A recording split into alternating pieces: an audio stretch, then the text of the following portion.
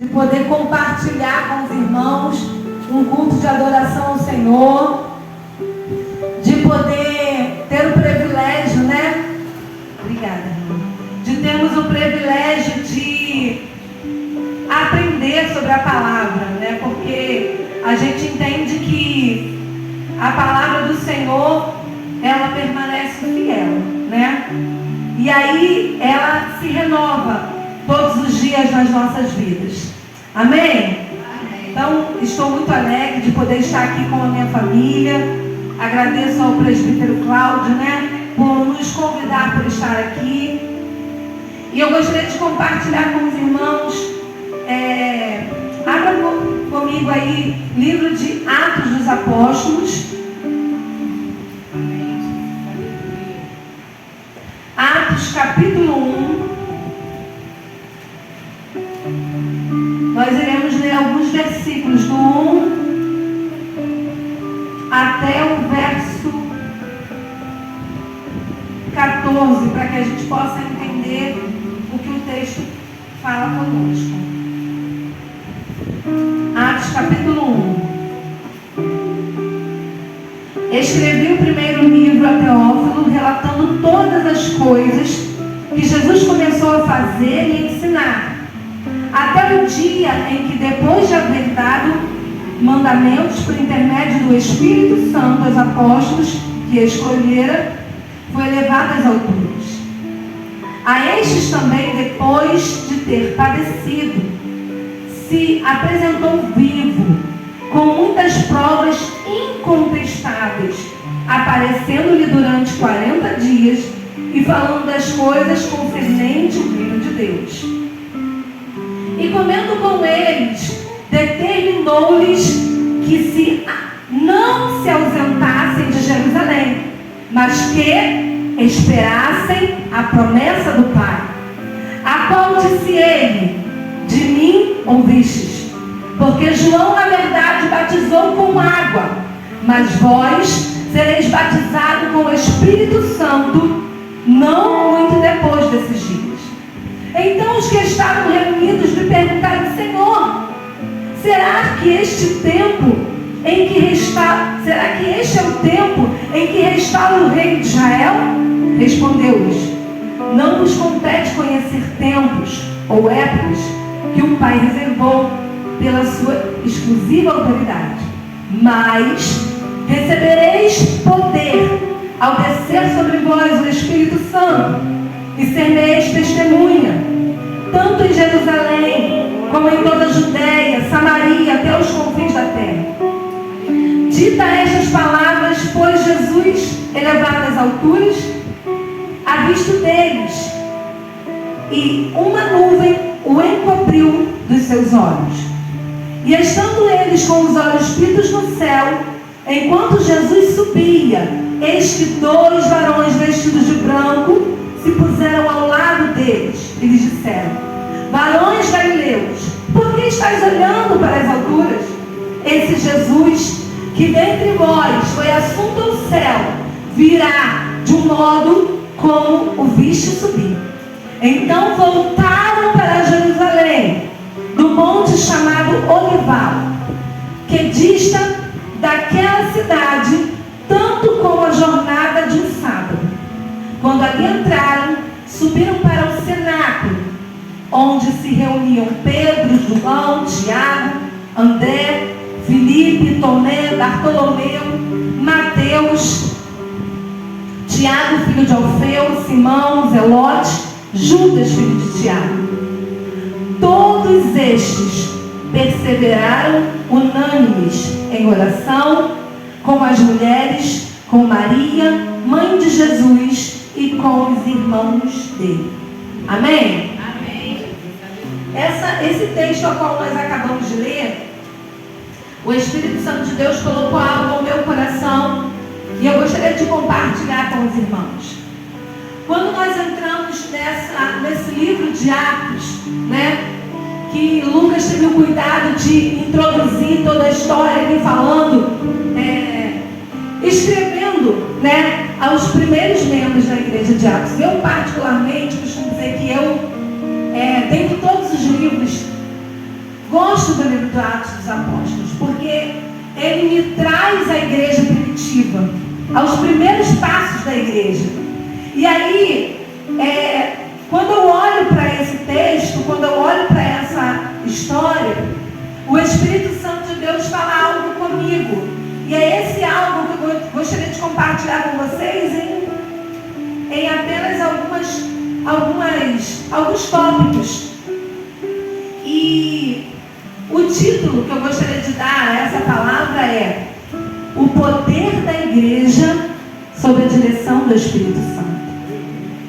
E aí, eu quero a primeira coisa que você entenda, porque o nosso português é uma língua muito difícil de se entender. Eu costumo dizer que é mais fácil a gente ir para fora do país aprender uma outra língua do que aprender a lidar com a nossa língua. E estudando um pouquinho sobre essa palavra, sob, existe uma diferença da palavra sobre e a palavra sob. Como assim? São anônimos, uma diferente da outra. Sobre é como está aqui, a Bíblia está sobre o púlpito. Mas quando eu falo sob, é embaixo. Essa é a diferença. O poder da igreja sob, debaixo, abaixo do Espírito Santo. Ou quer dizer, debaixo da direção do Espírito Santo. E quando eu olho para esse texto, eu percebo que há uma preocupação em Lucas. Porque a gente percebe que ainda não se tinham muitos escritos naquela época, né? Eles tinham o Antigo Testamento nas suas mãos. Mas aqui a gente percebe que Lucas começa a se preocupar com a igreja de Atos que estava se formando. E aí ele relata, que foi onde a gente acabou de ler, ele relata sobre o momento em que Jesus é levado aos céus. Mas eu não gostaria que você se prendesse a essa parte do texto. Eu gostaria que você entendesse que nós, como igreja de Cristo, porque quando a gente fala igreja, a gente tem que entender que estamos falando de nós, não desse templo, e sim da nossa casa espiritual, da nossa vida. E quando o Espírito Santo de Deus falou comigo, o poder da igreja, o poder de quem? O poder que é dado a nós. A palavra de Deus diz assim, todo o poder foi dado nos céus e na terra ao Senhor. Amém? Mas se você for ler, diz que o Senhor nos deu a autoridade. Então ele compartilha desse poder para nós. Mas como é que eu vou conseguir estar debaixo do poder que o Senhor libera aqui em Atos capítulo 1, verso 8? E a primeira coisa que eu gostaria de colocar para vocês aqui nesta noite é que para mim não há como eu estar debaixo da direção do Espírito Santo se eu não estiver ligado à palavra.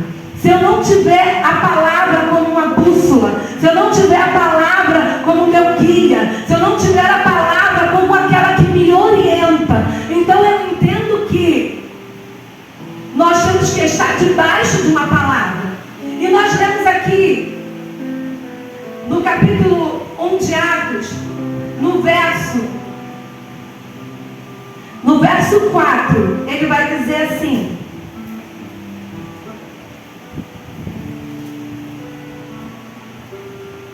e comendo com eles, determinou-lhes que não se ausentassem de Jerusalém. Aí tem uma vírgula. Mas que esperassem a promessa do Pai.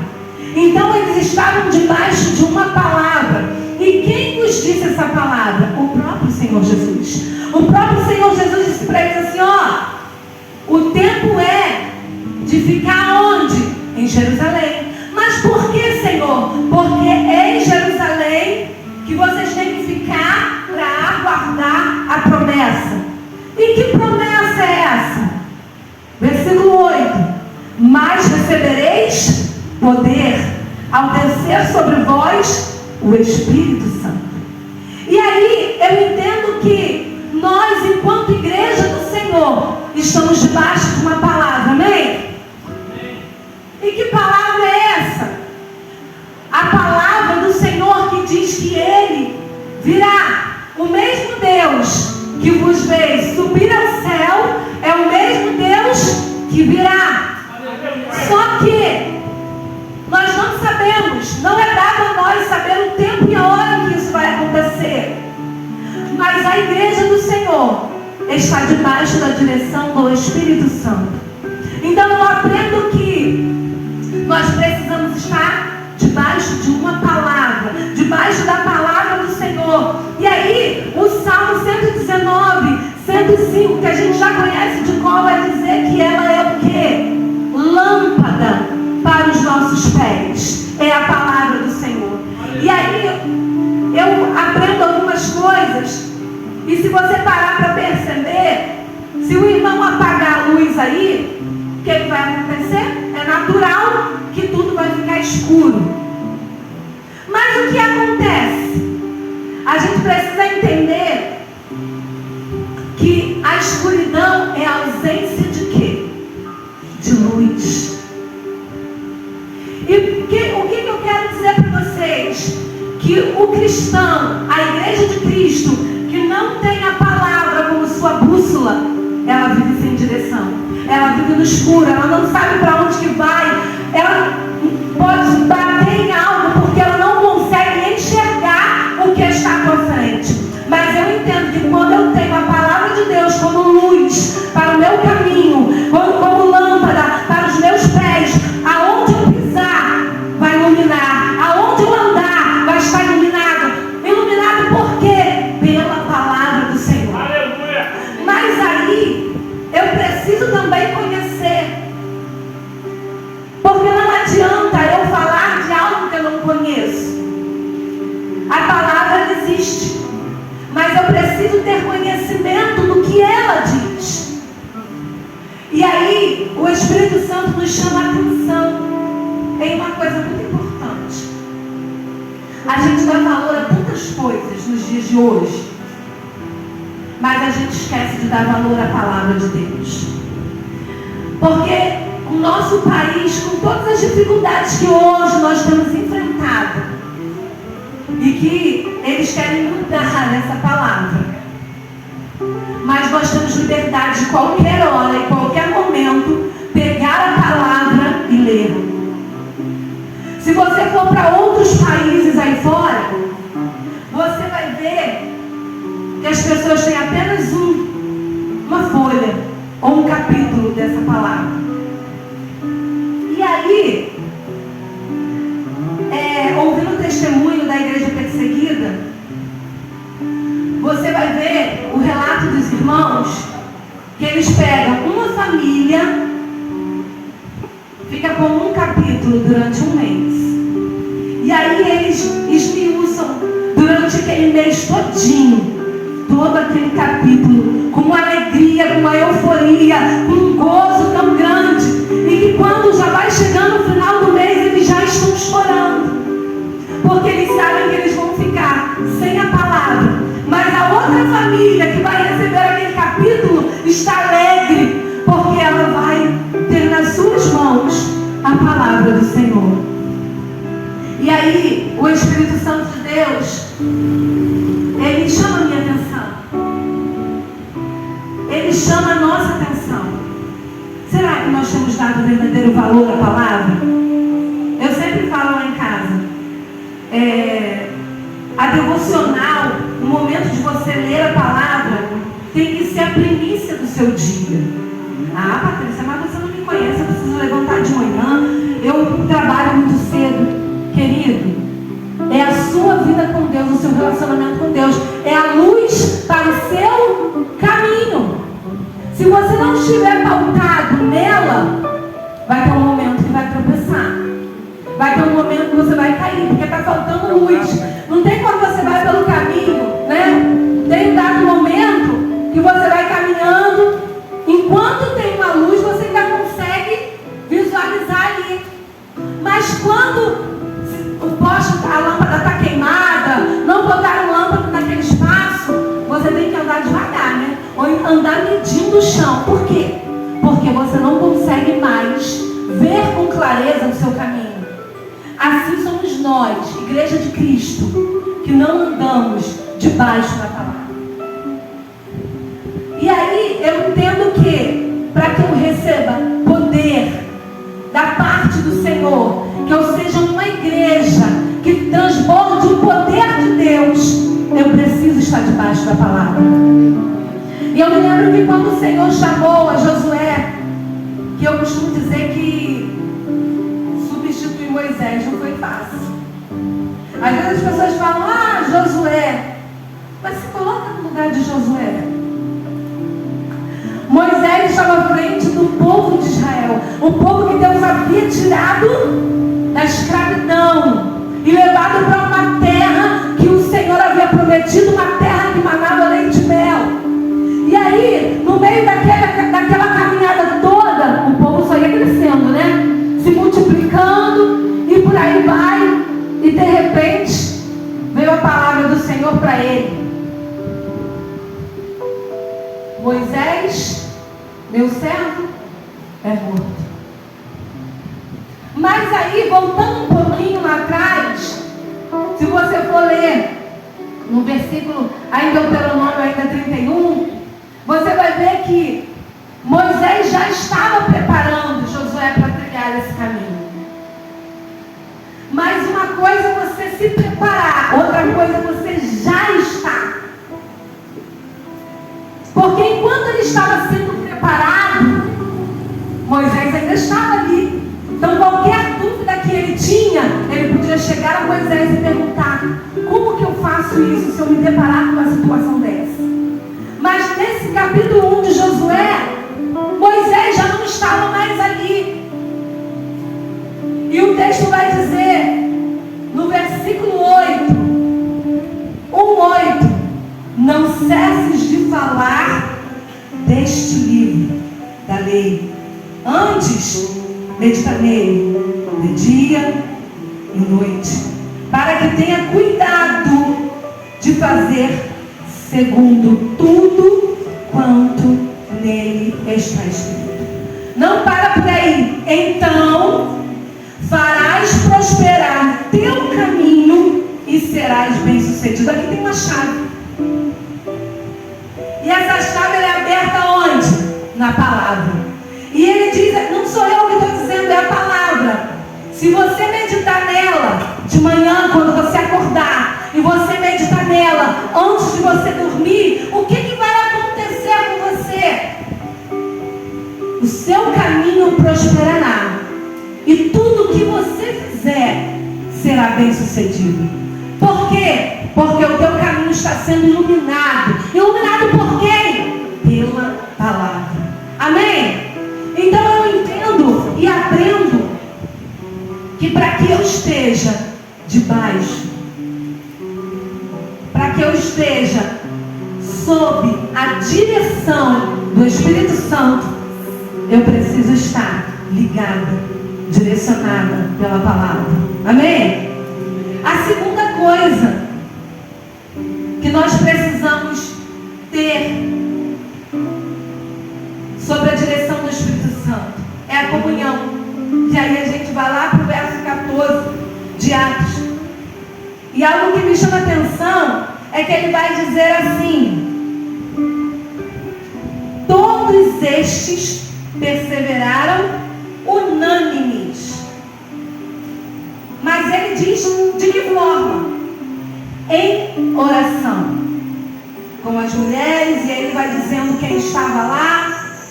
Mas o que eu quero dizer para nós como igreja?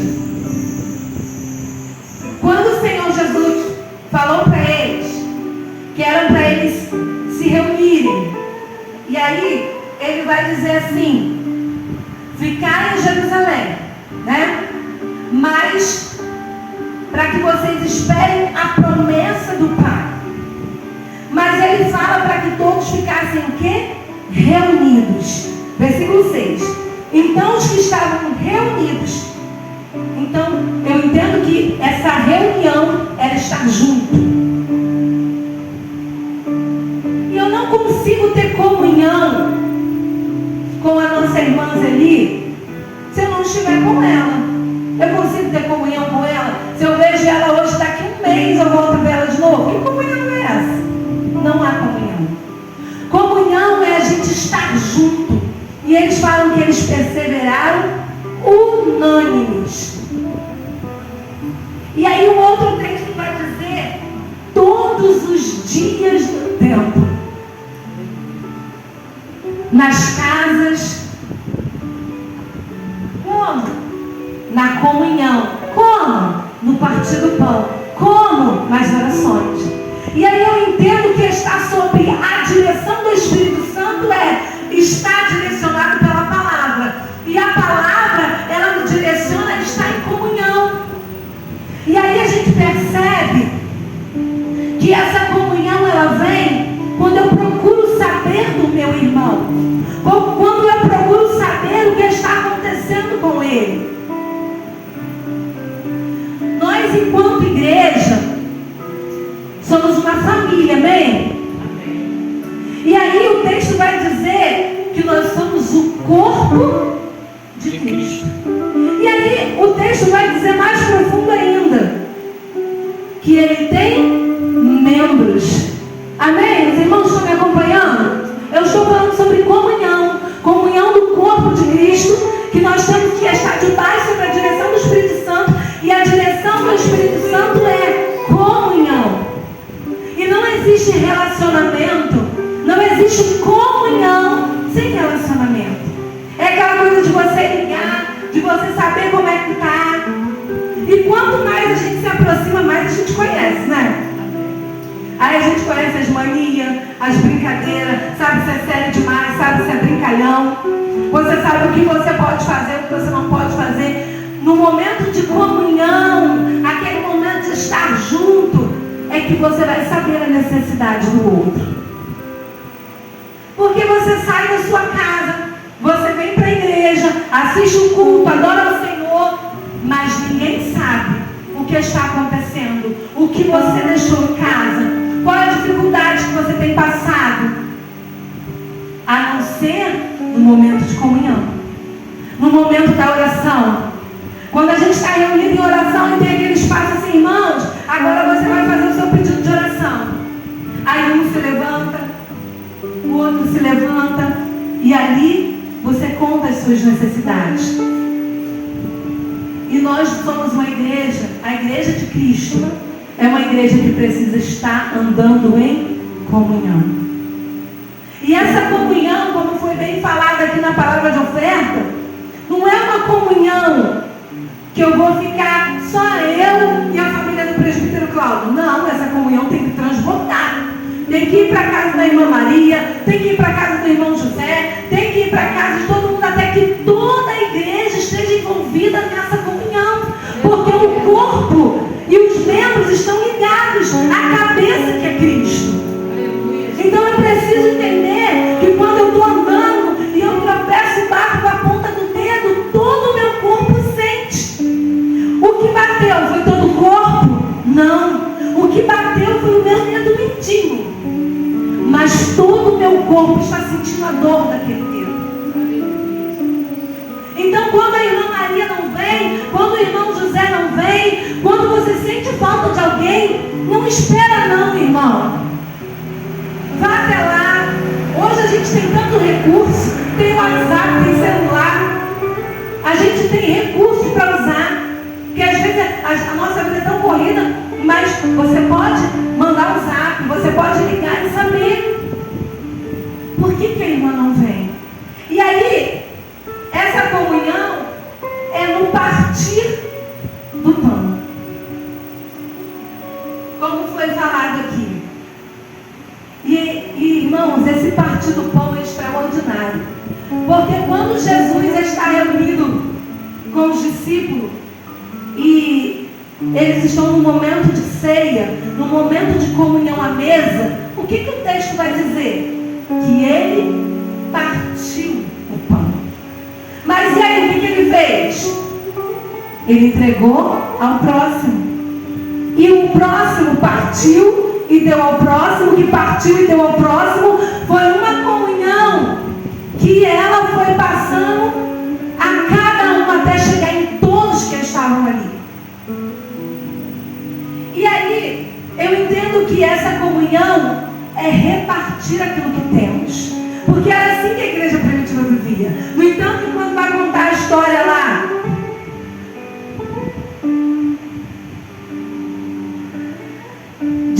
de que Ananias e Safira foram se apresentar, o objetivo deles era trazer o partir do pão, repartir o que tinham.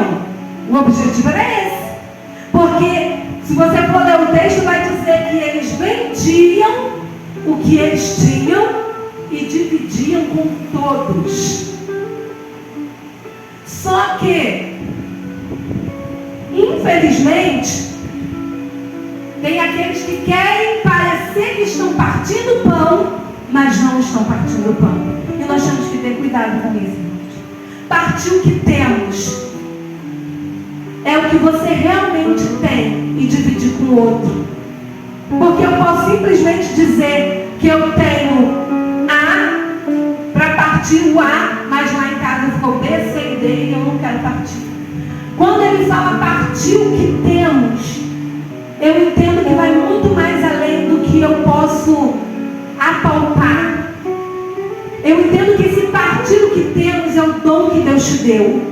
É aquilo que está nas tuas mãos. E quando eu entendo que é aquilo que está nas minhas mãos, seja ele o dom de tocar, seja ele o dom de trazer uma palavra, seja o dom de limpar, eu não sei qual é o dom ou qual é aquilo que Deus entregou nas suas mãos, mas eu quero te dizer uma coisa, não é teu, é para repartir.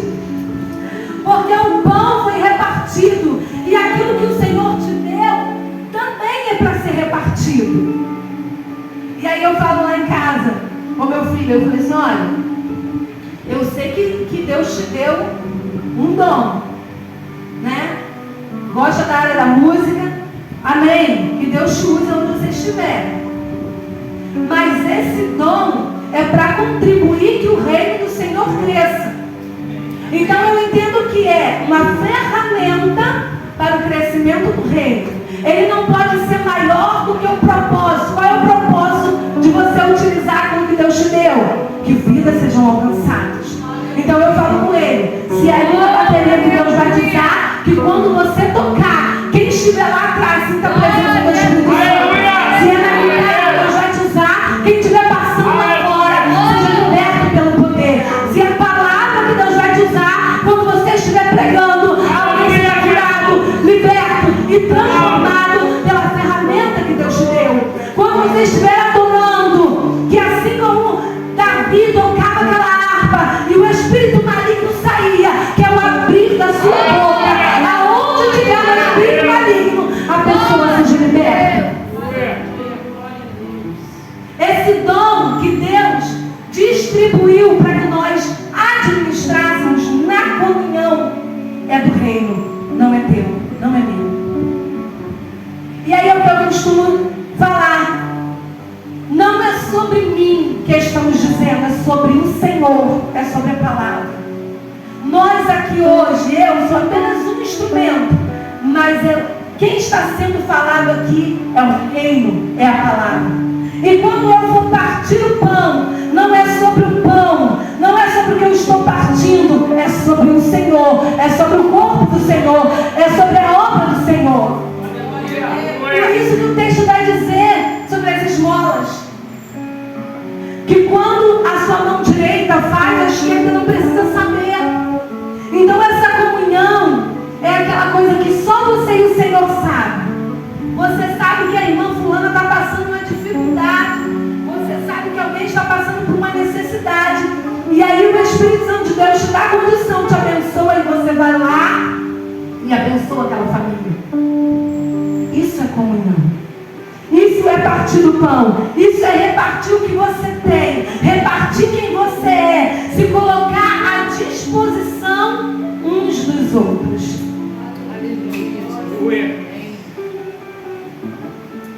E estar debaixo da direção do Espírito Santo, querido, vai muito além. É você entender, já estou finalizando, é você entender que muitas das vezes você vai estar enfermo, mas você vai orar por um enfermo e ele vai ser curado e você continua enfermo. Mas como assim, irmã Patrícia? Sabe por quê? Não é sobre você, é sobre o Senhor. E aí, finalizando aqui, para nós estarmos sobre o poder, a igreja que está sob a direção do Espírito Santo, ela precisa estar pautada na palavra. Ela precisa ter comunhão. Eu preciso aprender a ter comunhão. E eu preciso ter uma vida de oração. Eu preciso ter uma vida de oração. Quando eu fui para a Escomil, que é a nossa escola missionária wesleyana, eu ouvi uma palavra, que aquela palavra entrou como flecha no meu coração e nunca mais saiu. Mateus 7,7. Pedi e dar-se-vos-á. Buscai e achareis. Batei e abrir-se-vos-á. Pois todo aquele que pede, recebe. O que busca, encontra. E o que bate, abre-se-lhe-á. E lá no final, 12. Tudo quanto, pois, quereis que os homens vos façam, assim fazei vós a eles, porque esta é a lei dos profetas. E aí, em uma das palestras que nós tivemos ali na Escomil, o pastor que estava palestrando para a gente, ele falou uma coisa e disse assim: a oração é a respiração do crente. Se a gente parar de respirar, se foi o fôlego, se foi a vida. Então não há direção do Espírito Santo sem palavra. Não há estar demais sobre a direção do Espírito Santo sem comunhão. E não há estar abaixo da direção do Espírito Santo sem oração. Porque a oração, para mim, é aquele momento que você vai se despir. Eu costumo dizer, é uma verdade, diante de Deus, no momento de oração, não existe cargo, não existe condição financeira, existe você e o Senhor. No momento de oração é aquele momento que está o seu relacionamento com o Pai, é você e o Pai. E eu sempre falo com o Davi lá em casa, como que você fala com o seu pai? Como que você chama o seu pai? Paizinho? Pai? Meu Deus, meu Senhor? Eu não sei qual é o seu relacionamento com o seu pai, mas naquele momento de oração ali, você sabe como você vai chamá-lo. Você sabe como você costuma chamar ele, o seu pai. Papai, abapai, eu não sei. Mas é naquele momento de comunhão que você dobra o seu joelho, ou que você está em pé, ou que você está dentro de uma condução, em que você liga o seu pensamento ao céu, e você sabe que o Senhor é aquele que ouve aquilo que você pede.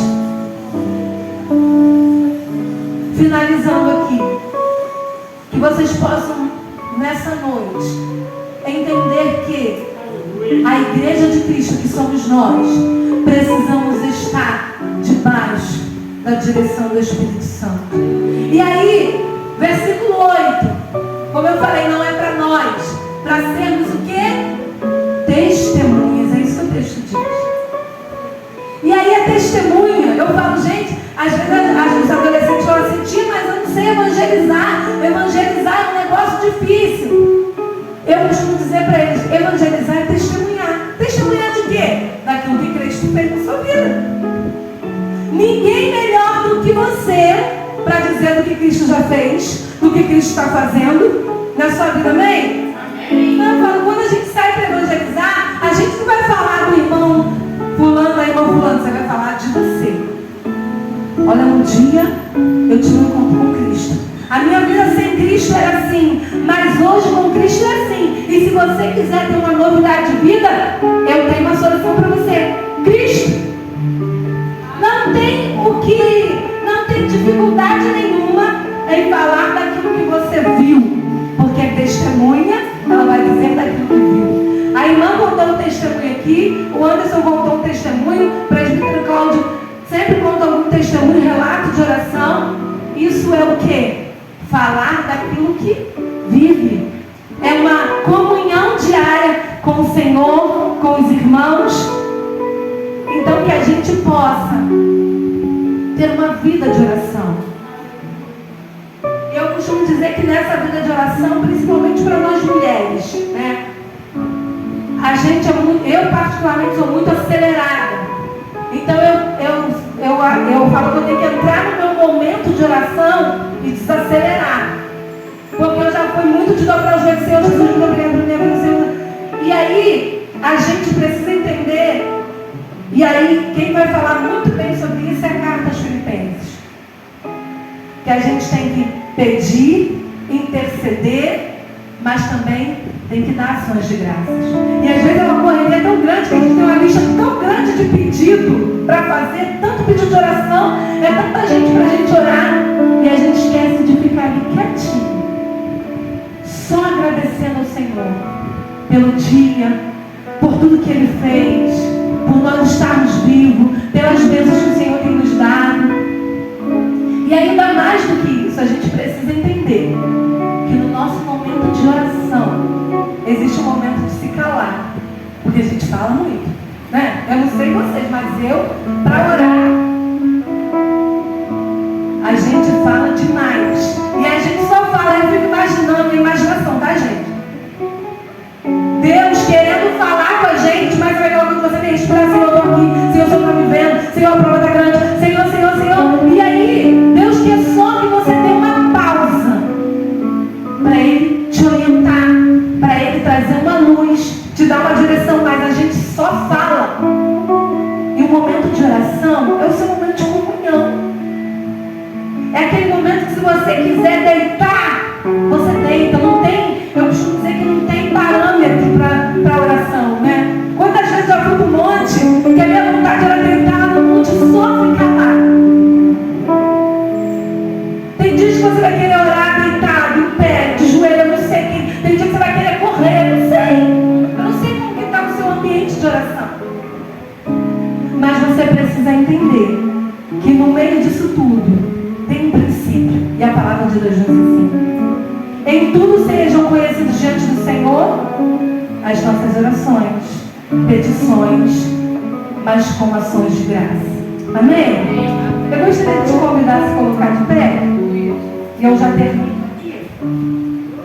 Eu gostaria que nesse momento, eu costumo dizer que esse é o seu momento. Nesse momento agora, eu quero que você entenda, e eu sempre falo isso, porque a gente é muito assim.